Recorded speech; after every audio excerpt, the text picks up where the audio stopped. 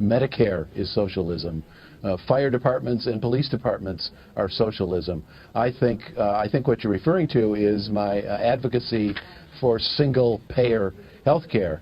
And that I feel very strongly about that. I think it's time for the United States to join the rest of the civilized world and provide for the universal health care of all of its citizens. But I'm sure Nancy Pelosi wants single-payer health care. No, she doesn't, right? No, she does not. And for all the reasons we talked about 5 minutes ago, that would deprive her of a great deal of her money. Yeah. So what do you think? I mean, what's going to happen there? We talked about this earlier as well. We talked about you can reach out on the internet and you're going to get all the progressives, and that's, you're kicking butt there. We see that you're running all the indie shows and you're making the rounds. You're on Jimmy Dore, which has got a huge audience, and I don't see you having much of a problem with the progressives in Nancy Pelosi's district. What about the people that only hear what Nancy Pelosi has to say on MSM? How do you reach those people?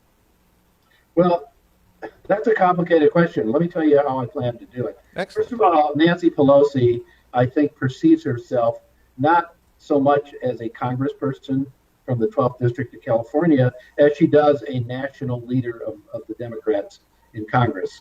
And I think as a result of that, I believe I've observed that she's really out of touch with her own constituents here in San Francisco. When you say, I'll be okay with the progressives in San Francisco, let me tell you, there's a hell of a lot of progressives in San Francisco here. And I think that Nancy Pelosi is far more popular nationally than she is in her own congressional district. You'll notice this town hall she held Monday, 2 nights ago, was held in Washington, D.C., with an audience. I have no idea how they picked the audience. And if she of course, it was screened. I don't know if the questions were provided to her ahead of time, but I would bet my car they were. Sure. And if she wants to hold a genuine town hall, tell her to come back here to San Francisco and hold it with her own constituents. Because they're the only ones who vote her in. So I think the other point I want to make is we're sitting here in May 2017. The primary is in June 2018. Right. That's 13 months from now.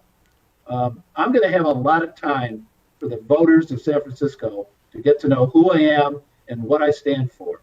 And I think that, to use an old Rolling Stone song, time's on my side here. I do think that the more time that goes by, the better chance I have of reaching what you're calling the mainstream voters. And there aren't that many mainstream anything in San Francisco. This is a great place for someone like me to run.